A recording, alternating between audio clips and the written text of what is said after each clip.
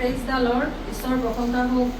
গুৰু পিতা গুৰুমাৰ চৰণত কোটি কোটিবাৰ সেৱা জনাইছোঁ। প্ৰভু যীশু পিতাৰ চৰণত কৃতজ্ঞতা জনাইছোঁ।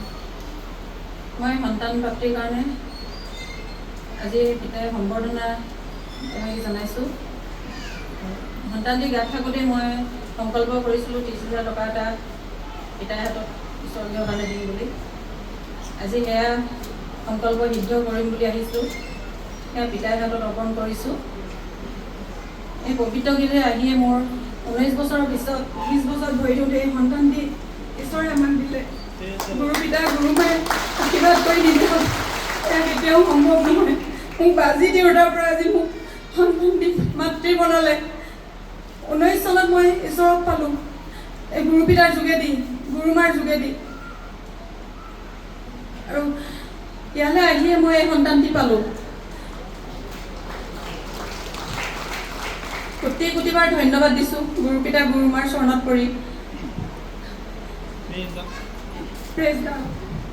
Praise the lord.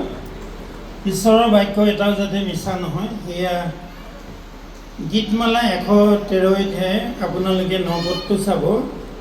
যিজনাই বাজি তিৰোতাক পৰিয়াল থকা কৰে আৰু সন্তান থকা সুখী মাতৃ কৰে, আমাৰ সেই ঈশ্বৰ জিহুৱাৰ তুল্য কোন?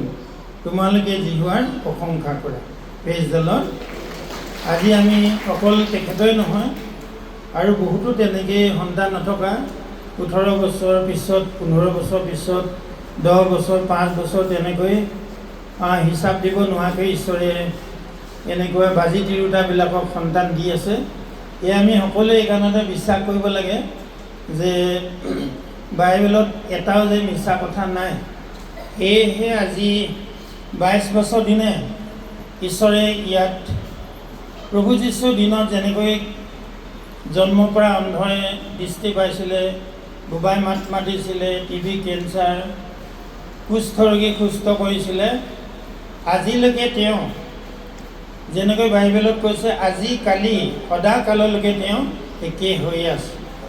সেয়েহে ইয়াত অহা সকলোকে এইটোৱে জনাব বিচাৰিছোঁ, এয়া সাক্ষ্যবিলাক মই নিজৰ পৰা তেওঁলোকক ক'বৰ কাৰণে মেকিং কৰা নহয়, এয়া তেওঁলোকে নিজেই সাক্ষ্য দিছে। আৰু কি কি দিছিলে সেইটো ক'লে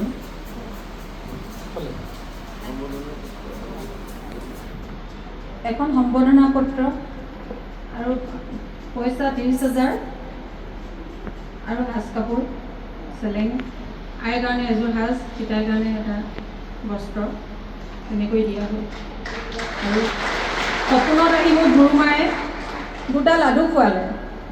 এই লাডু খোৱাৰ পিছতে মোৰ এই বেটী কনচিভ হ'ল, সন্তানটি। তাৰপিছতে ঈশ্বৰে মোক এই সন্তানটি পৃথিৱীলৈ আনি দিলে। Praise the lord. ঈশ্বৰৰ প্ৰশংসা হওক।